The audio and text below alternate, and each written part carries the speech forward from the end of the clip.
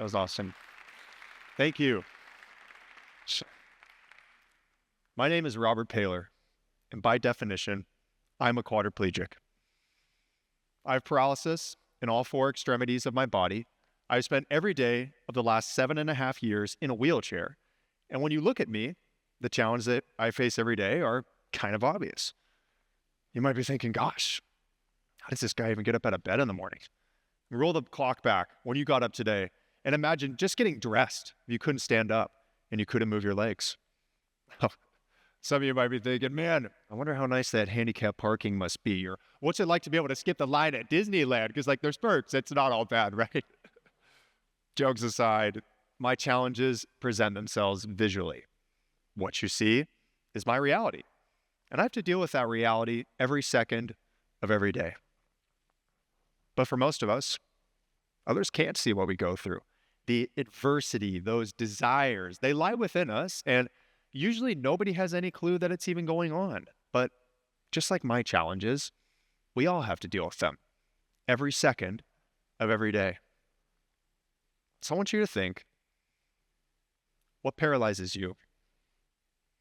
What paralyzes you, not in a physical sense, but what paralyzes you mentally or emotionally? What stops you from being your best?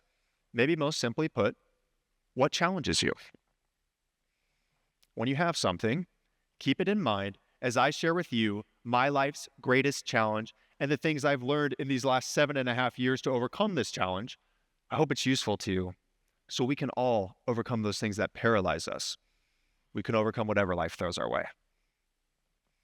Let me take you back to May 6, 2017 in Santa Clara, California. It's the day of the Collegiate Rugby National Championship.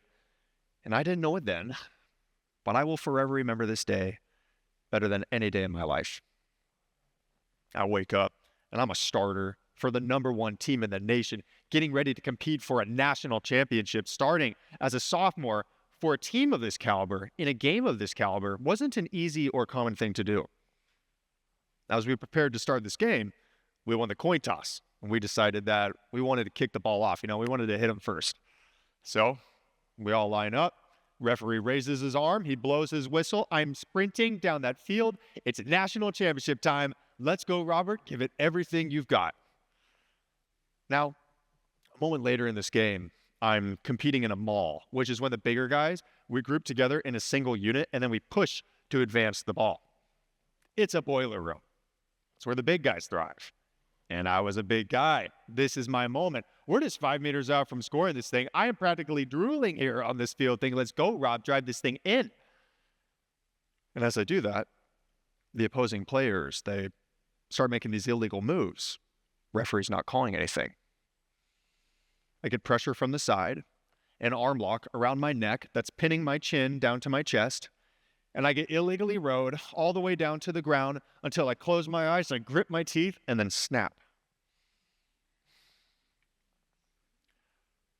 My face slams against my chest, and I immediately can't feel or move anything below my neck. I'm lying there, screaming. You can see the whites of my teeth as I scream in horror, doing everything I can to get up, but I can't move anything. My trainers and my doctors, they come over trying to assess the situation, and they're saying, Robert, can you feel this? Robert, can you move anything? My answer is just no, nothing. I'm stretchered off the field and rushed over to the hospital, where we take a series of medical imaging, all to have my doctor come back, and he tells me the worst thing I could have heard. He says, Robert, your injury is bad. Really bad. And the reality is, you will never walk again. You will never move your hands. And we're going to do our best so that one day you can do something like pick up a piece of pizza and bring it to your face. And if you can do that, you made it. If you can just feed yourself, you beat all the odds. It was in that moment that the fight for my life began. After a spinal fusion surgery, I couldn't swallow anything, which means I couldn't eat or drink. I had to lay back helplessly and watch as my body withered away in front of my eyes. I lost 60 pounds in 1 month. Now on day 2, I contracted pneumonia, which is dangerous for anybody, right? But was particularly dangerous for me because I couldn't cough. We had my mom, my nurses, my respiratory therapist slamming down on my chest. They're doing everything they can do to move this mucus out of my lungs just so I can breathe. I was told I might not even survive.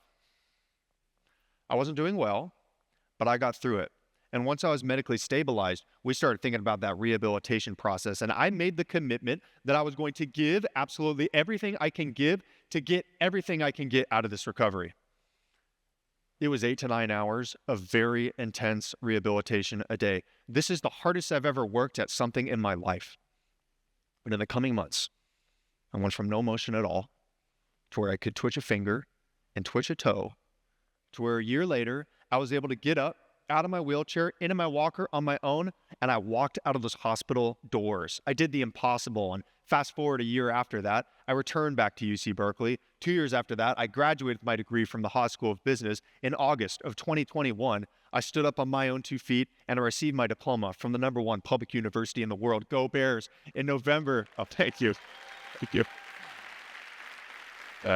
Thank you.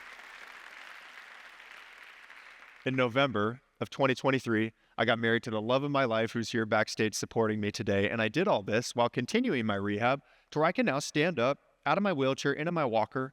I can walk up to 400 yards. I'll take you again. I've been at this for 2,828 days. So this journey's long and it's difficult and it's not over yet, but I'm making progress. Like I said, this is my challenge, but we all have challenges that we face in our lives. There's 2 things I want to walk through today that have helped me to overcome quadriplegia that we can all use to overcome those things that paralyze us mentally or emotionally. The first thing I want to talk about is to control your mindset. And how do we do that? Well, first, I think you got to have a mental diet. We all understand the physical diet, right?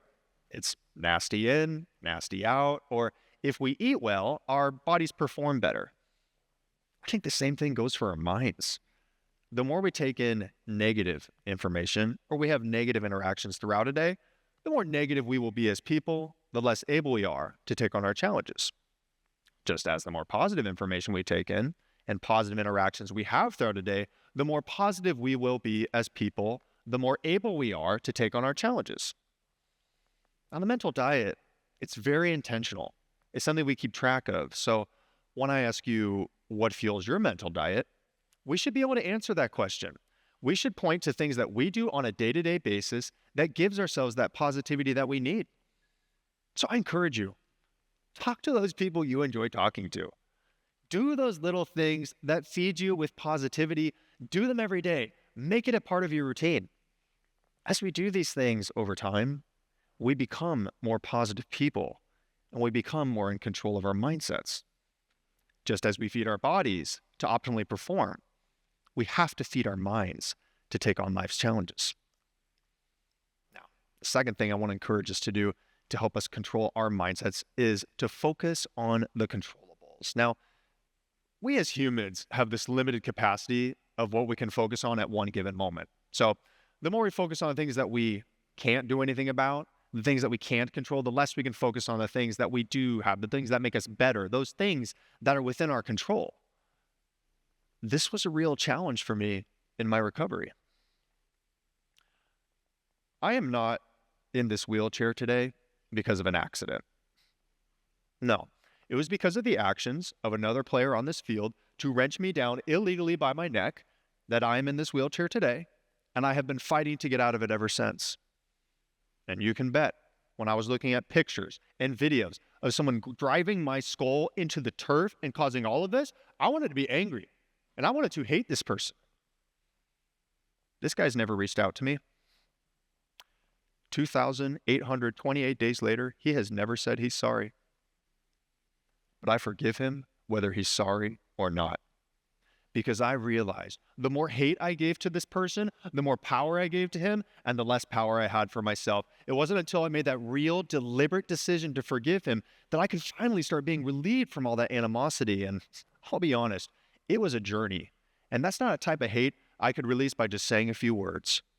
But as time went on, I stayed on that path of forgiveness. And if I got off of it, I got right back on. I'd say, I forgive him and I wish him well. I forgive him and I wish him well. And as I said those words and time went on, that hatred slowly went down. The animosity eventually vanished to where here I am today, completely freed from all of that because I chose to focus on the controllables, because I chose to control my mindset. You want my advice? If you can't control a situation, don't let it control you. Forgive others. Forgive yourself. Learn to slowly let go of the uncontrollable situations in your life. Look forward, never turn back. Now, the second principle I want to discuss to help us overcome what paralyzes us is to practice perspective. First, let's practice perspective in the little things, which is so important because it helps us to realize our victories, no matter how small they are. I can't even tell you how happy I was when I could wiggle my toes for the first time. Oh man, for 6 weeks, I was staring at these things, trying to get them to move, and I was just getting nothing. That one special day, when I could get just a flicker of movement out of one of my toes, was one of the happiest moments of my life. Now, if I were to ask you to all start wiggling your toes right now, this place isn't going to erupt with glee, right? And it's obvious. It's because I lost that ability. I lost a lot of things, and I started realizing just how much I took for granted. You know, there's this saying that you don't know what you have until you don't have it anymore. I think that's a horrible way to live. Why should we wait to lose something before we start showing appreciation for it? Let's take inventory of everything that we have right now. Let's be grateful for everything that we have right now. And most importantly, let's use everything that we have right now. Now, the final way I want to encourage us to practice perspective is to do it in others' experiences. You know, I actually have a lot of down moments, and there's a lot of times I look around, I see a lot of seemingly able-bodied people who are walking, doing something I've worked so hard to be able to achieve, and I'm just not quite there yet. I need to pick me up. So I'll get on my phone, and I don't look up videos of puppies and rainbows. No.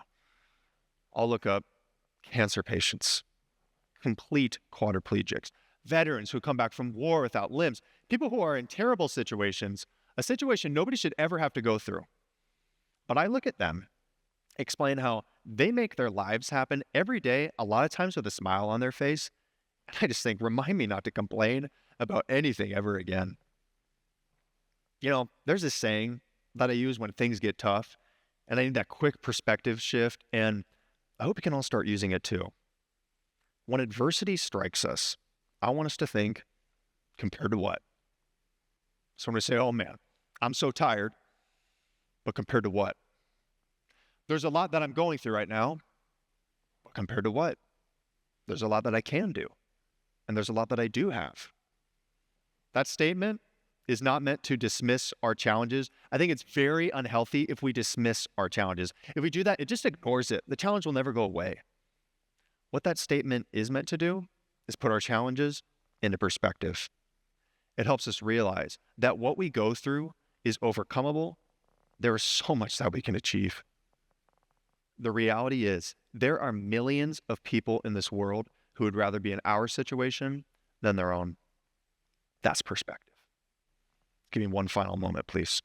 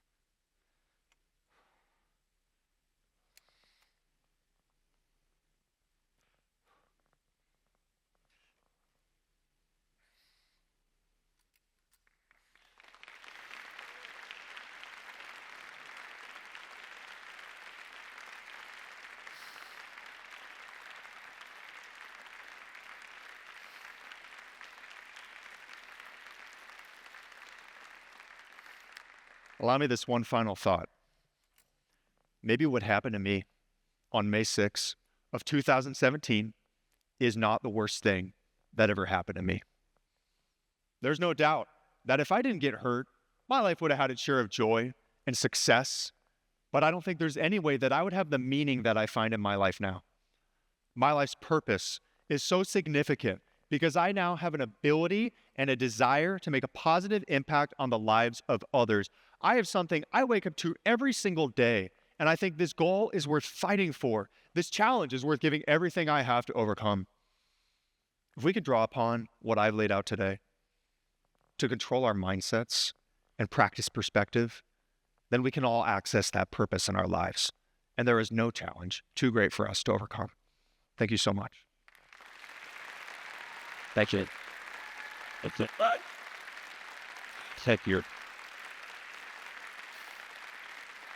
Thank you so much. Thank you. Thank you.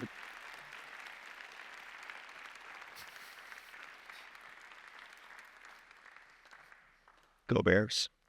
I had to sneak it in there.